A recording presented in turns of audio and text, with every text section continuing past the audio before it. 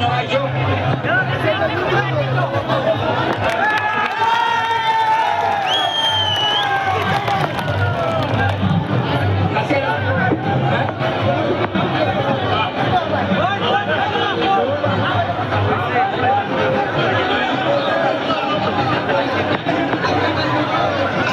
এতিয়া আমি আমিনুল ইছলামক ভোট দিবলৈ আহি ভোট দিবলৈ গৈ কি কৰিব বিচাৰিছে? এইটোৱে সৰু কথা। এজন সৰু ল'ৰা বাচ্চা ল'ৰাই বুজি পায় যে আপোনালোকৰ ভোটবিলাক বিভাজন কৰিব বিচাৰিছে যাতে কংগ্ৰেছৰ এই প্ৰদ্যুৎ বৰদলৈ জিকি যাব নোৱাৰে, যাতে সুৰেশ বৰা জিকি যায়। সেইটো আপোনালোকে বিচাৰে নেকি? কওক, বিচাৰে নেকি? এই যে বদৰুদ্দিন আজমলৰ তলা চাবি, মই কৈছো আপোনালোকক, এই তলা চাবিৰ আপুনি যেতিয়া এটা নতুন তলা যেতিয়া কিনিবলৈ যায়, তলাৰ লগত 3টা চাবি দিয়ে। বদৰুদ্দিন আজমলৰ এই তলাত 3টা চাবি আছিলে, কিন্তু বদৰুদ্দিন আজমলে দিল্লীলৈ গৈ তাৰ এটা চাবি বিজেপি চৰকাৰৰ গৃহমন্ত্ৰী অমিত শ্বাহৰ হাতত দি আহিছে।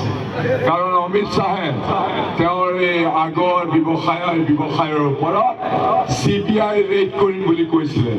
গতিকে হজুৰ জাহাপনা বুলি কৈ পেলাই অমিত শ্বাহৰ হাতত এটা চাবি এই থৈ আহিছে।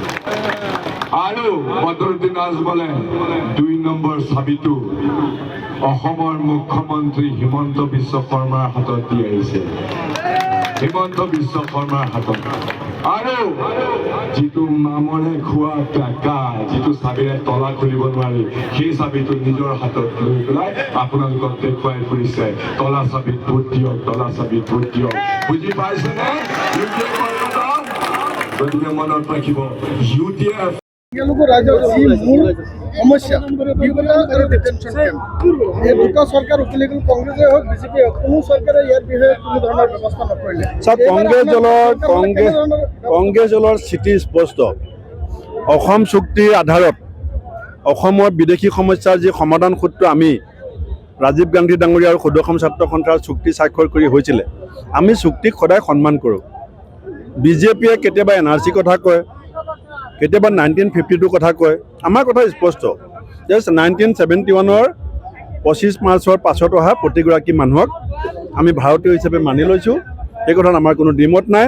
গতিকে অসম চুক্তিৰ আধাৰত সেই সমস্যা যেনেকৈ আমি সমাধান কৰিব লাগে, সেই দায়িত্ব আমি লৈছোঁ। কি ক'লে? নগাঁৱত আজিৰ সভাই প্ৰমাণ কৰিছে প্ৰদ্যুৎ বৰদলৈ ডাঙৰীয়া বিজয় নিশ্চিত। এতিয়া AIDF আৰু বিজেপিৰ মাজত ছেকেণ্ড পজিশ্যনৰ কাৰণে ফাইট চলি আছে। ছেকেণ্ড কোন হ'ব পাছত দেখা যাব। মুখ্যমন্ত্ৰীয়ে ভুৱা সপোনতে চলিব লাগিব। তেওঁলোকৰ এইবাৰ বিজেপিয়ে তেওঁলোকৰ যিটো মিছা ৰাজনীতি, প্ৰলোভন, সাম্প্ৰদায়িকতা, বিভাজনৰ ৰাজনীতি এবাৰ নচলিব। এইবাৰ ৰাইজৰ যিটো শক্তি, এই শক্তি প্ৰমাণ হ'ব। বিজেপিৰ প্ৰাৰ্থীৰ লগত এবাৰ আমাৰ বিৰোধী শিবিৰৰ প্ৰাৰ্থীগৰাকী যুদ্ধত নাই।